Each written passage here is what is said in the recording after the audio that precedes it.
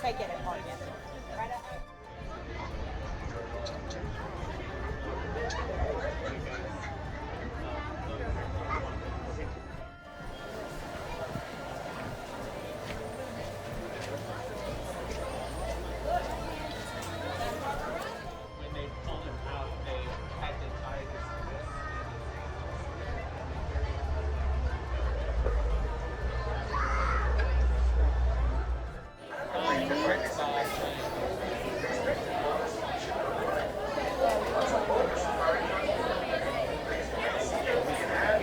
Inside the vehicle.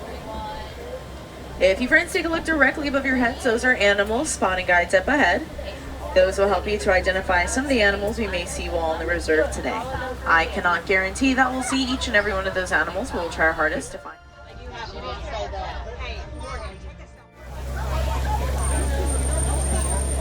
Hey.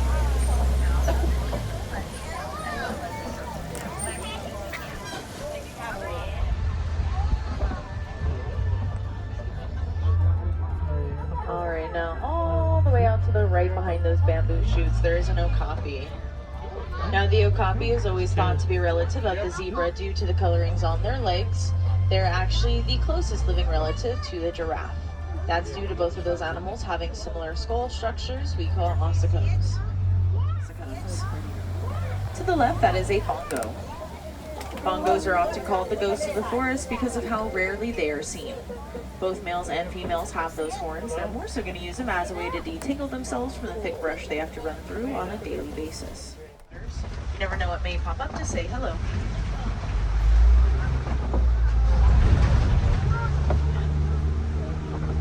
Season, which is basically mimicked around here with the warmer climate. Now usually we can find hippos in the water. They can hold their breath for a little over 6 minutes at a time, really only popping their heads up for brief moments to get a little more air. Somebody bogged down. Out to the left, those are hippos.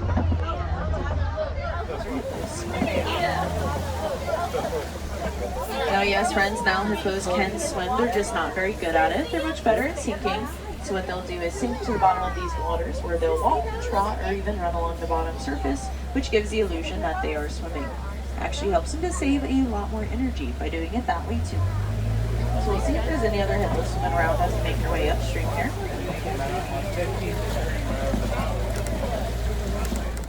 Alright, out to the left, there's some Nile crocodiles.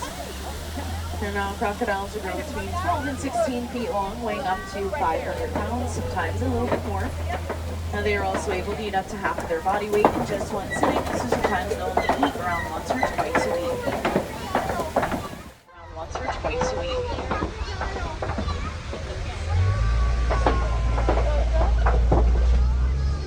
We're now headed all the way over to the savanna. The savanna, my friends. Now oftentimes, depending on the animal's migration patterns, their food patterns, time of day, even the weather will actually affect what we get to see out here. Now since we are having a nicer day, we should be able to find most of our friends out and about. We might just have to catch up to a few of them. And I do see a few animals up there in front of us, but we'll have to make our way up there. Serve its waters. In doing so, the baobab tree can store up to or around 40,000 gallons of water within its trunk, which almost all the animals that live here on the savanna can drink from during times of drought. It is one of the reasons it is called the tree of life. All the species on the savanna who have that fight or flight instinct, those sables out there are one of the only ones who will choose to stay and fight, but they're surprisingly lighter than what you think they would weigh. That is due to a honeycomb structure within those horns that allows them to regulate their blood flow, keeping them a lot cooler on those hotter savanna days.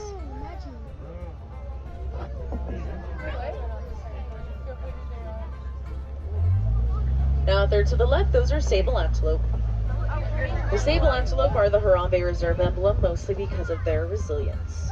Out of all the species hardened by the hot savanna sun.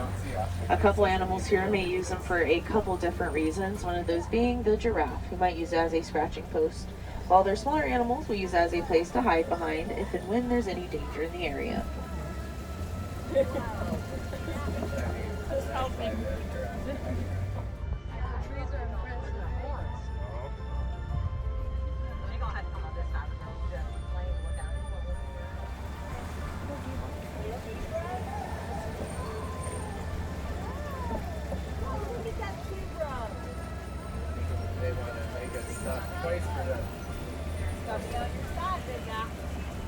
In case they're ever split up from one another, baby and mama know exactly what each other look like. We like to call that imprinting.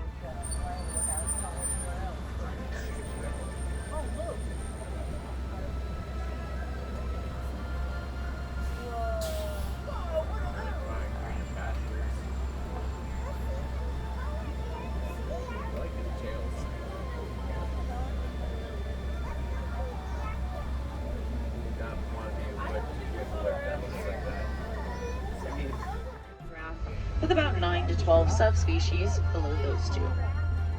Now, giraffes will be the world's tallest animals. They can grow between 17 and 20 feet tall. And on top of that, they have extremely long tongues. They can stick their tongues out up to 19 inches out of their mouths.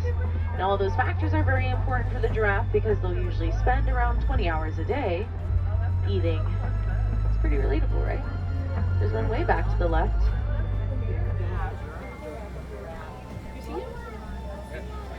Right over there, beyond the. I think they're like 6 cells. That one's lying down. That one's.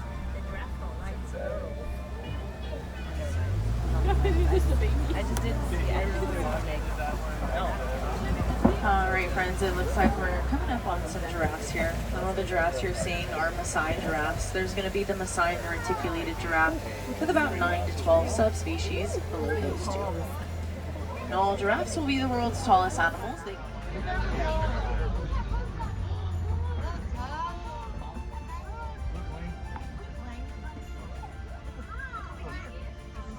Now, as I'm looking ahead, I am noticing quite a few knocked over trees in this next area. It's usually a good sign we might be on the path of some elephants. Let's go ahead and take a closer look. Literally eating this grass. You can just eat grass. Way out of sight. Be lazy. Good stuff. If you didn't like that, you can take it. Yeah, I know. Now that, of course, is the African elephant. They will be the world's largest species.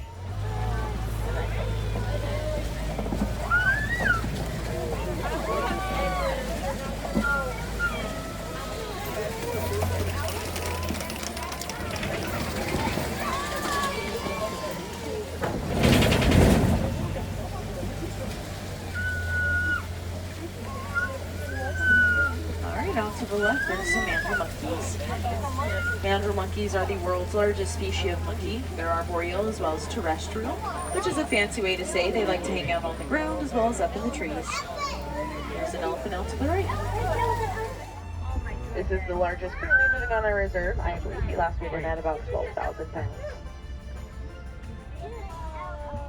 As we continue through this part of the savannah, we'll definitely see if we can find any other elephants out here.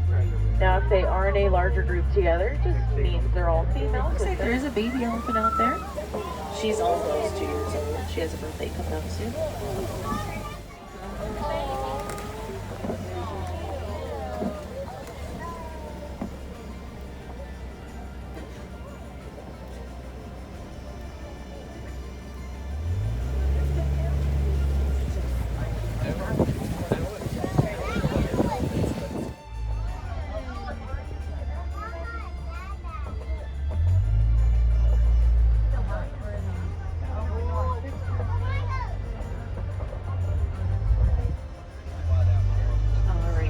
The lions are watching the rhinos over to the left there. Kind of a perspective for you. Alright, now these are the greater flamingos you're seeing. The greater flamingos are the largest, but also the lightest pink. Now they'll all achieve that pink coloring from their diet, which mostly consists of brine shrimp. So when they're first born, they look like little gray fuzzballs. It's going to take them about 18 to 36 months to get that full pink coloring we are seeing in all the adults. And a fun fact, a group of these flamingos is actually called a flamboyance.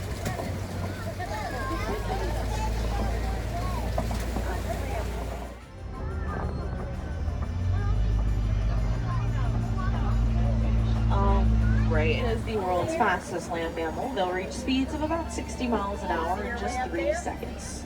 Now they can't maintain that speed. They can usually maintain it just long enough to reach whatever they're chasing. This will be the world's largest. One of those can weigh up to 3 pounds. So one ostrich egg is almost equivalent to 2 dozen chicken eggs.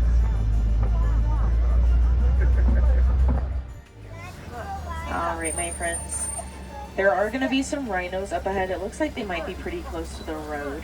So just make sure being kind and courteous. Don't yell at them and make any loud noises, anything like that, please.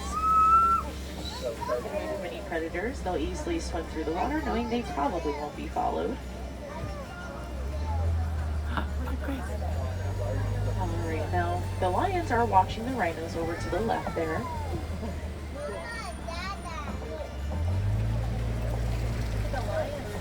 That would have been a good picture.